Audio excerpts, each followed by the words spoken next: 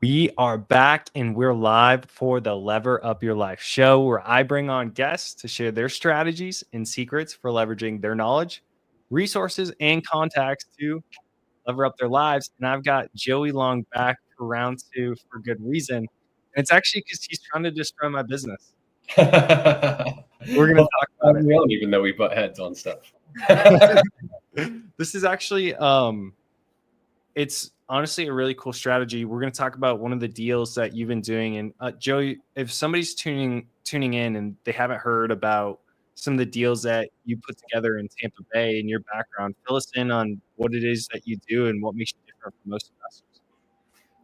Yeah, I kind of do things the weird way that most people don't know exist. I fell into the creative side of real estate kind of unexpectedly. And I knew that you could buy a house with seller financing before you could go to a bank or a hard money lender to borrow money. So I kind of fell into that again unintentionally and had to learn how to build off that. And those deals aren't very easy to come by. So you got to figure out new ways to make them better and make your offers better and just get more creative with it. So kind of took it and ran with it, and here we are. Yeah, fair enough. So Joey's done, if you think of any kind of strategy, sub to wraps, seller finance, options, legit like barters. I mean, pretty much all of it, man. I want to talk about a deal that you're working on right now. So you mentioned earlier, like it was your normal that you didn't realize like there were banks and hard money lenders. So you just didn't go through them and you would work out deals with sellers, right? So that a lender didn't have to be involved. Most people that get introduced to fix and flip, like they take a course, they do whatever. One of the first things they learn is like, hey, get your dream team together. You need a lender. They're going to lend you most of the money for it. You're going to need a contractor. You're going to need this. You're going to need that. If someone's not sitting on a boatload of cash, how in the world do you do a fix and flip without using someone like me who's going to charge you points, interest, make you jump through a bunch of insurance hoops, be really picky about what gets released for draws, all that kind of stuff.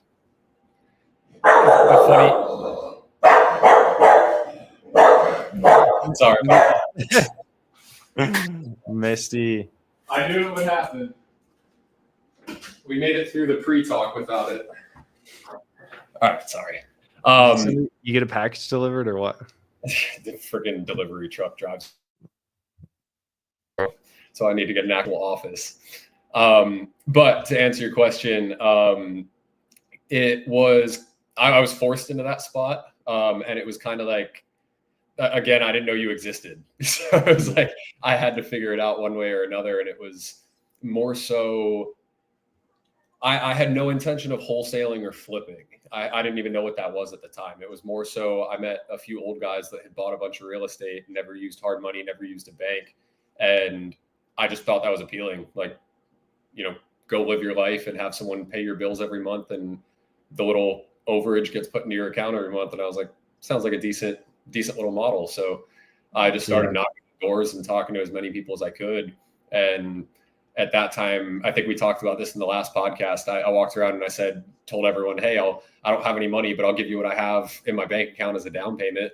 And I finally found a guy that said yes. And then he was really pissed off when I told him that was $732. So it was just something I kind of had to figure out. And then once you're able to kind of get the ideas, it's easier to bring in those friends and partners that can help you with a little bit more money if you need it. Yeah. So tell me about the deal that you're working on right now. That's going to be a fix and flip we're not working together on it. Yeah. This one, I want to say it's my best structure stack to date. All right. Fill us in. So this one, actually, it goes back quite a while. So I bought an option on this house in March or April of 2022.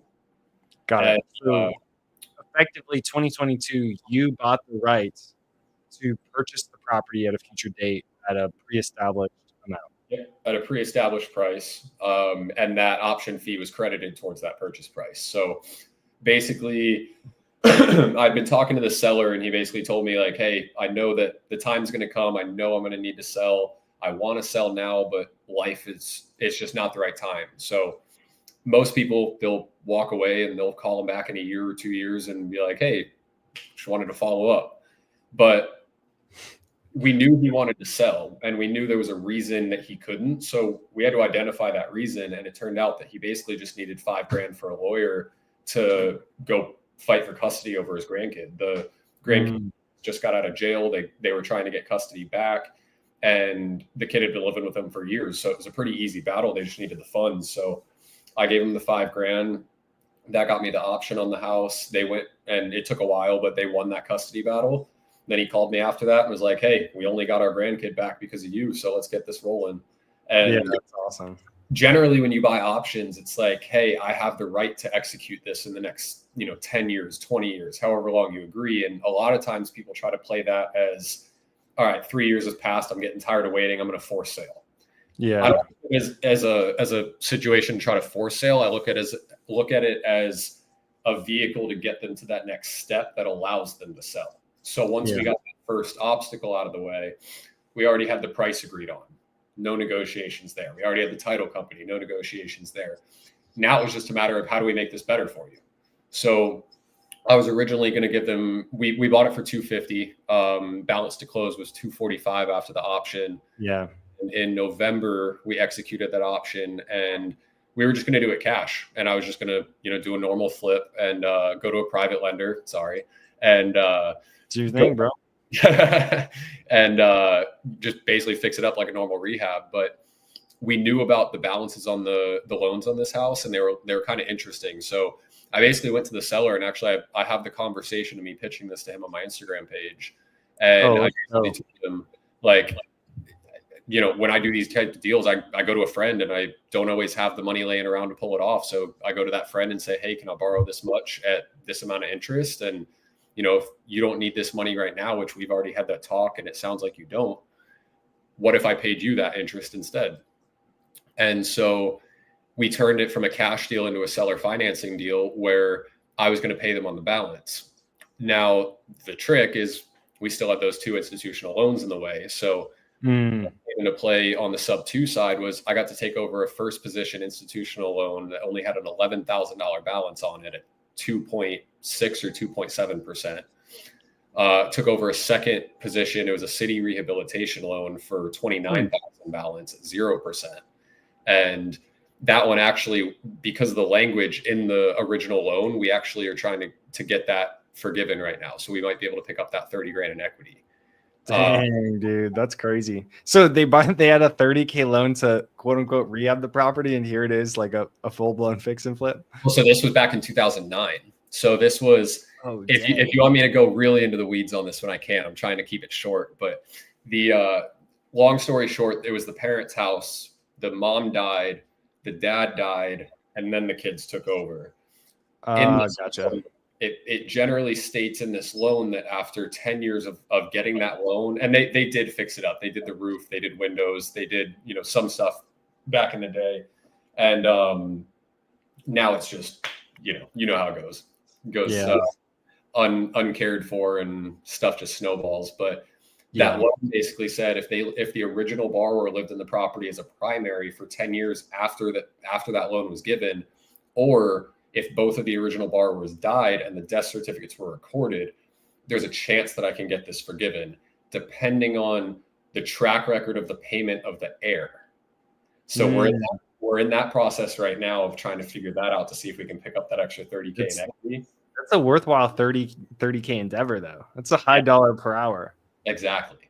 And at this point, the city is not able to show us receipts of any payments made, which means they weren't even tracking it. So wow. So it's interesting. So we might be able to get this actually forgiven. If not, then I pay it off and still make good money. But basically, I was able to take over both of those loans subject to that total payment for both of those loans is $272 every month. And then my payment to the seller is 10% interest only on a $179,000 balance. I fronted them a little bit of cash. But that's 10% interest only, no points. So my total holding cost for this deal is about $1,720 a month. Yeah. And no points, low interest. And then I'm actually using, for the rehab funds, I'm actually borrowing money from a prior seller that I had the same talk that I basically said, hey, if you ever want to get involved, I borrow money at 10%. If you ever want to get involved, I'll give you a call when a property comes up. And they're involved now. So we just drafted up the loan docs on that this morning. And Are they going to be third position, or are they not even recording? Or fourth position? Oh yeah, because the seller's in third. Oh man, I think this is. I don't know if I know of another deal with a fourth position loan on it. I like it. I mean, the way you sell it to them is most people are scared by anything but a first position. But if you understand that position, the way I explain it to the seller is, look, if something happens to me, let's say I get hit by the proverbial bus and I can't finish this project, if you just keep making the payments that you've been making anyways and don't foreclose on me and take the property with all the improvements already made and basically do this same deal that we just did backwards, then you get the house back with all the improvements and you don't have to foreclose on me. Yeah. So it's not an unsafe position for them. No. Yeah. It's mostly about your loan to value, right? Like, bro, I'll take a fourth position on a property that's like the total leverage on it is 40%. Yeah. Love that. Exactly. But I'd prefer that over a first position where it's like, hey, the loan amount is actually 110% of what the property's worth. It's like, dude, nope, I'm out. Well, so, and here's the fun part too, is that if that lender wasn't okay with the fourth position, which we did have that talk, then I just give them collateral on one of my other houses. Yeah. Substitute the collateral and it's easy. I even made for the sellers, if they didn't want to hold the note on their property, I could walk that to another property. Yeah. And that actually makes the deal better for me because then I can go sell the property cash, but keep the financing to go leverage for other buys. If somebody doesn't know what collateralizing means, because that sounds like something kind of crazy. Security. In super like plain language, I'm going to collateralize my property. What does that mean? Give them security. If I'm borrowing money for one house, it doesn't really matter what the collateral's on as long as it's still, sufficient collateral. So as long as they're still secured, as long as they still have that money tied to something that if something goes south, they're still rightfully owed that money. It doesn't matter what the collateral's on. And chances are if somebody wants, like my house it's a mess right now, obviously, but the way you explain that is basically, hey, would you rather have a house that's already fully fixed up and turnkey that's a mile from the beach as your collateral, or would you rather have this piece of crap that I just bought that all the neighbors despise as your collateral? So yeah, it's just understanding. And really what all that really means is like, we're so used to the house that you're buying, that's what the mortgage is secured against. That is probably 99% of real estate transactions. Yep. Right. And I think it's so common that people forget the whole point of why people like lending against real estate. It's one of the only things that's extremely difficult to forge and move. Like, if you put a lien on your house, the house isn't going to move. It's still going to be very difficult to move a piece of property. And besides, it's technically the actual land anyways, as well as the building. It's like at the end of the day, it doesn't really matter if I give you money on a deal for 123 Main Street. I don't care if I record a lien against 123 Main Street or your house in Seminole or condo you own in Colorado. I don't really care. I care that the amount that I'm lending to you is less than net of all fees, what I have to do to take your other property back. Yeah. And if on this fix and flip, for example, if you just totally stop making payments, well then I can go after your asset that's even better. Yep, exactly. Why not? It's better from my side too. It's better because if I get seller financing, let's say I buy a house from you on seller financing, but I put the collateral on a different house and I'm going to flip that house that I bought from you. Well, if that collateral is on a different house, but I still have those terms, I can fix up the house I bought from you, sell it cash, take that cash and go buy more stuff while still keeping your financing on my other house. It's a way to basically create financing out of thin air. Yeah, no, that's honestly a low-key great point. It's really useful. A lot of people don't even think about it, but it's really useful. And if I don't have a property to put other collateral on, I'll find a friend that does. Yeah, right. So when you go in and you're doing the actual fix and flip, the money for that is coming from a guy who's in fourth position. How do you have that set up? Like, is it like, hey, just send me all the 100K, I'm gonna do all the reno with it, and then you'll get paid back whenever I said to you that I'd pay you back. Yes, it's just like a normal note mortgage. So I have it tied so basically this one, it's going to be no payments until everything's done, and then I'll pay everything on the back end because it's going to be 6 months max. Usually I would make payments on it just because most people like that better, but Nikki and Justine are actually doing this reno for me. Nice. Oh, okay. See, they told me they were doing a reno for you, and then I just now connected the dots. I was like, oh, I get it. Okay. Yeah, and Nikki sent me a text on day one of them doing the clean out and found a voodoo doll already. Oh, she's like, this project's gonna be great. It's gonna be fun.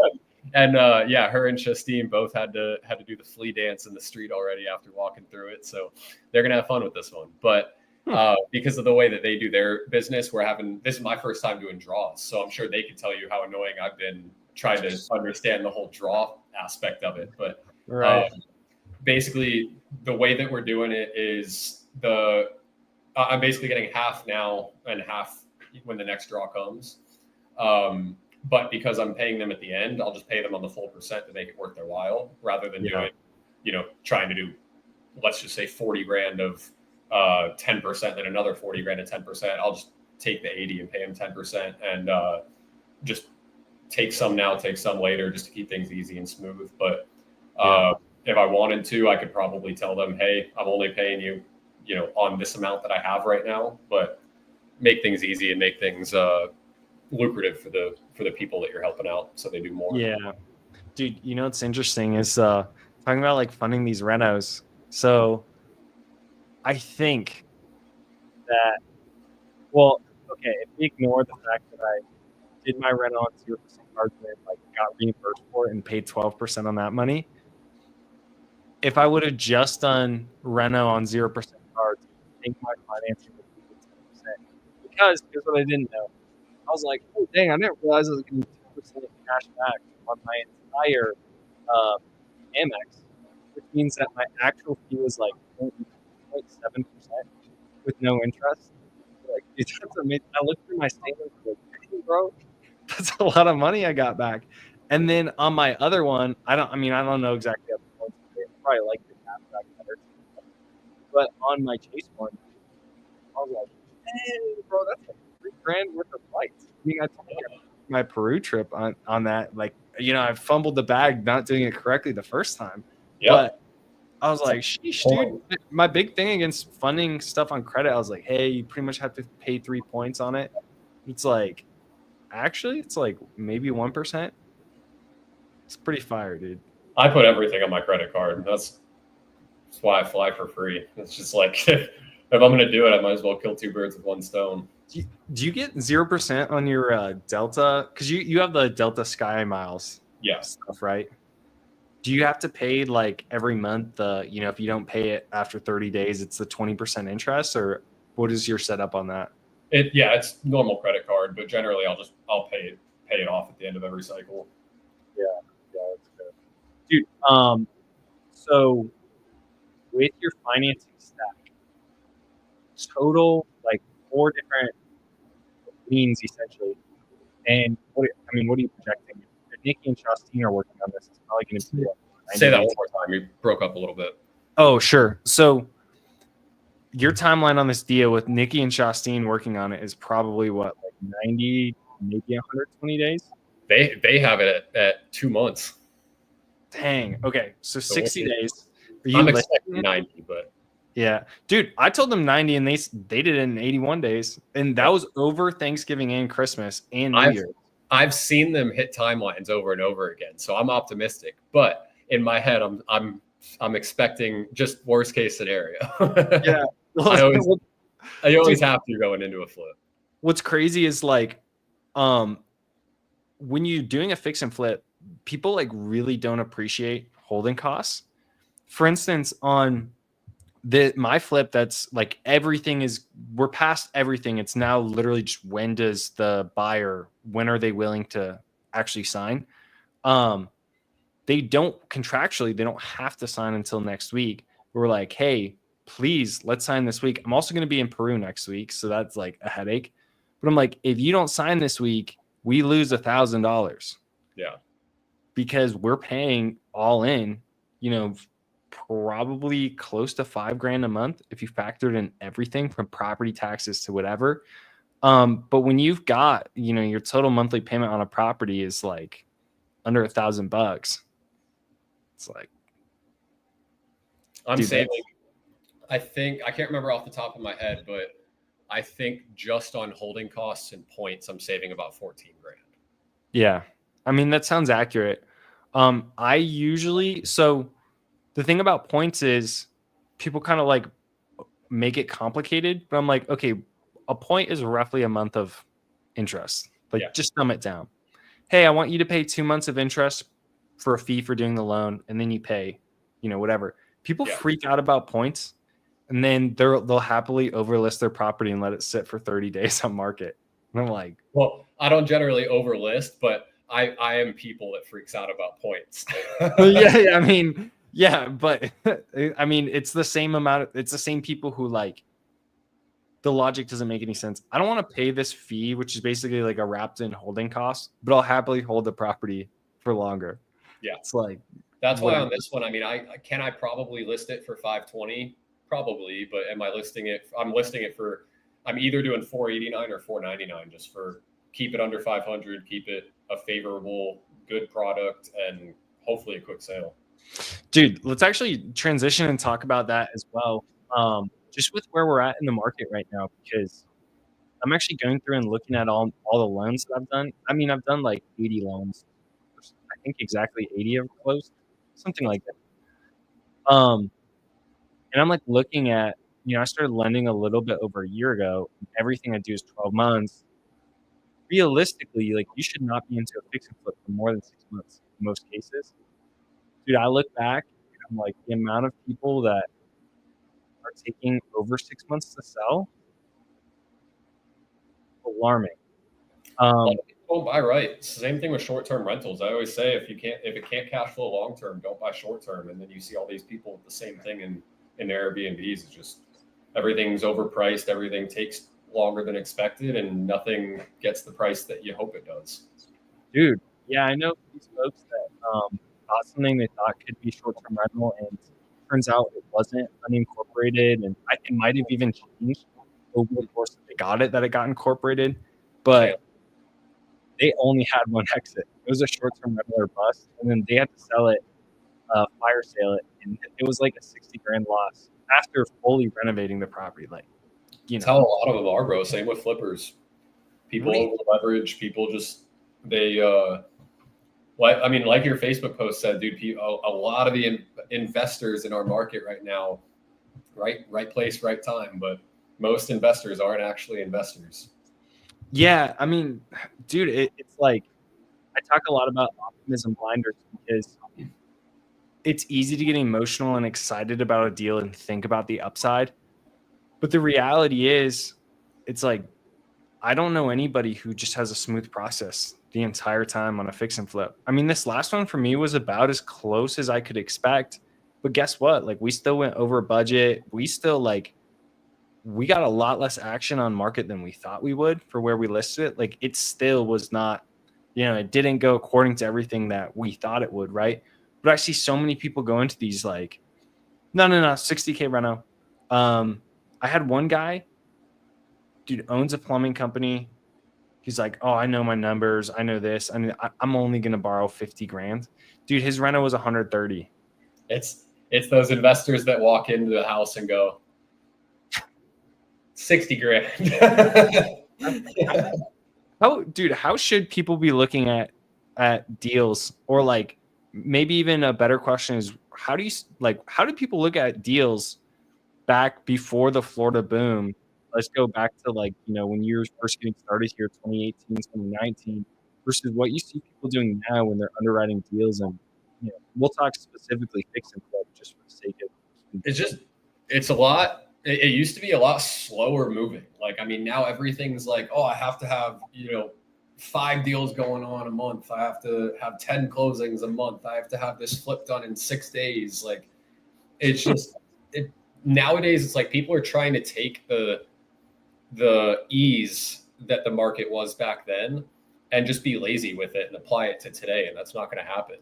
And back then, I mean, we had so little competition here. I was the young guy around here. Like, I was the only, me and probably 4 other guys, if you know the Sheehan brothers. It was like me and them are the only ones I can think of. They're with Net Worth up in Jacksonville now, but yeah, Riley and I don't know. Shout out Riley, but yeah, I mean, it was literally us. It was me and Riley were the young guys at all the meetups around here, and there was very few people that were actually, you know, wholesaling or even flipping. It was mostly just like a bunch of people that went to meetups and did normal deals. Like, it was actually investing. It was, hey, we have this house that you can put 20 grand into, you can stick a tenant in for 1,500 a month and your cash flow will be 500. Like, it was true real estate. Nowadays, it's like everybody's just about how can I make the most money today? And how can I mitigate my profits 5 years from now and get those today? And it's not how it works these days. And back to flipping in 2019, 2020, I mean, you could do I did full rehabs for 50 grand. That was material, that was labor, that was everything. And they were good products. And now, I mean, I'm doing a 1,600 square foot house with not too over the finishes that we used to do. And it's costed me about $120 on this one. So yeah, there's material costs and everything. That's the hardest part about my job is, you know, when I'm underwriting deals with people, I always take a look and I never get to see what that, like, I'm never looking at pictures. I'm looking at square footage and kind of what they tell me. You know, a lot of people are like, oh, it gets in pretty good shape, which means you have to redo everything. Like, there's very few houses in which you can actually leave, like, hey, I'm going to leave the LVP because it's so good. Or like, I'm going to leave the cabinets. It's almost never the case, but people always think that. Unless it's horrendous, you can keep it. And dude, people will be like, yeah, it's a 70K reno, which honestly, there's not a lot that you can do for 70K, at least not in Tampa right now. And it's like, oh, okay, like, yeah, I'm seeing like 50K expected profit on a 70K reno, yada, yada, yada. It's the same people every single time that are like, yeah, 70K wasn't enough. It's like 120K reno. And I was like, you're not making money on this. And now, guess who has to come up with the extra 50 grand? Like, we're not going to lend it. The deal barely worked before. Exactly. How do you? I mean, also, it's the other side of that too, of people thinking like, oh, I have to make, you know, 100K per flip.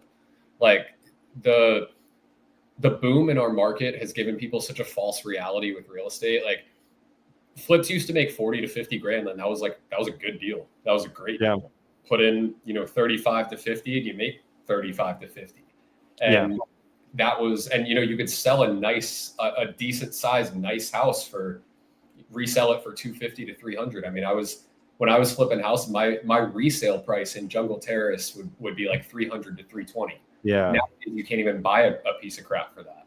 Yeah. You can't even buy flips like that anymore. Yeah. And it's like, people are just, like you said, dude, it's been so easy to make money in real estate that everybody is now a flipper. Everybody's now an entrepreneur. And once reality hits people in the face, I think we're going to see it go back to the roots of how it used to be. And it's always been a people business. Yeah. What do you mean by that?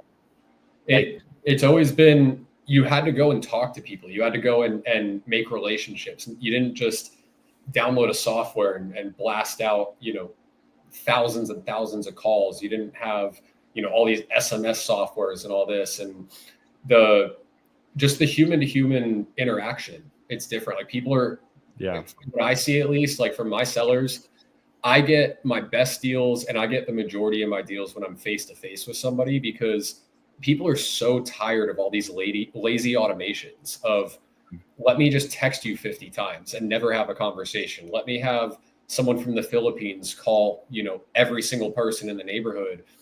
And it's so expected now. And people they just hear the hello with an accent, or they get a letter in the mail and they throw it out. They don't even look at it because they're so used to it at this point. Yeah. And I think things are going to go back to, you know, the old school ways of how they used to be. Knock on doors, go shake someone's hand, go go actually introduce yourself to somebody and talk to them. And in my opinion, this industry is going to slow down a lot more than it has been in the last few years. Yeah, I think on the same front as talking to buyers, we've seen the same thing, or sorry, talking to sellers, we've seen the same thing to buyers. It's like post a deal on an investor lift, black the highest offer. Yep. What's the highest offer, and do I actually think you're going to close? And I'm just like, dude, I think that as it's harder to find actual deals. Like I have a lot of buyers. I tell people don't buy a deal unless you already know somebody. Like don't buy from a random wholesaler. They're just not really gonna. How do you trust them that they want to see you successful? There's a lot of wholesalers that you and I, know mutually that they want their buyers to succeed, because if they fail, they're not going to be the buyers anymore. Dude, most wholesalers like that right now in today's market. They are not like that. They don't care if you make money. They care if you buy the deal, close on it, and then they're like, I got my check right now. We probably won't both be in Florida 5 years from now, so I don't really care if you're still in the game. And they think the same thing with the sellers. If I can't sell this, I'll just cancel. Who cares? Yeah. In my entire career, almost 7 years now, I've canceled one contract. Yeah. I will not lock up a deal unless it's something that I'll close on myself, or that I know for a fact the numbers work. I'm not just going to, if I'm at 120 and they say, no, I need 150, I'm not just going to be like, oh yeah, I'll give you 150. And I'm going to hope that I can sell it. Then I'm going to come back to you in 2 weeks and say, sorry. Like I think that's giving people bad reps in this industry too, because it's just, people are they're making promises they can't keep. Yeah, dude, 100%. They're making promises that they could never fulfill, and they're hoping somebody else will. Yeah. Sorry, I know this is super unprofessional, but I got to run and let Misty in again. Dude, you're actually good. We're at time anyways. Oh, perfect. So I'll log us off while you let Misty in. Oh, she's right here. She was just crying outside my door. All good. Yeah, Joey, I'm sure you're going to be posting pictures of your fix and flip. Where do people go to check them out, connect with you, hopefully do deals with you as well? JoeyLong.rei on Instagram. There you go. Can I big Instagram guy. Yeah, huge Instagram guy. You'll see me post once every 6 months. But awesome. But if you don't mind if I plug my meetup, dude, please do. Yeah, that's something I do want to get out there, because, as you know, creative is kind of the hot topic right now, and subject to is the main hot topic right now that nobody knows how to do the right way. So my meetup is quarterly. The next one, this is actually the first time I'm announcing it. The next one is June 26th in downtown St. Pete, and we have basically who I like to call a Capitol Hill attorney, Mr. Jeff Watson, and Courtney coming in speaking on Sub 2 done the right way. And my meetup is all around creative structures and how to do them the right way, legally, ethically, and in ways that'll actually get you deals, unlike a lot of the online gurus. So, hey, I've personally seen people come calling to me because they bought a Sub 2 the wrong way. So it actually happens a lot more than you think, that people get themselves in trouble with that. Yeah. So, anyways, Joey, thanks so much for coming on. Wish I could make your meetup, but I don't know where exactly I'll be at that point. But that wraps up this week's episode of Lever Up Your Life. So thanks for tuning in. Yeah, dude. Thanks for having me on.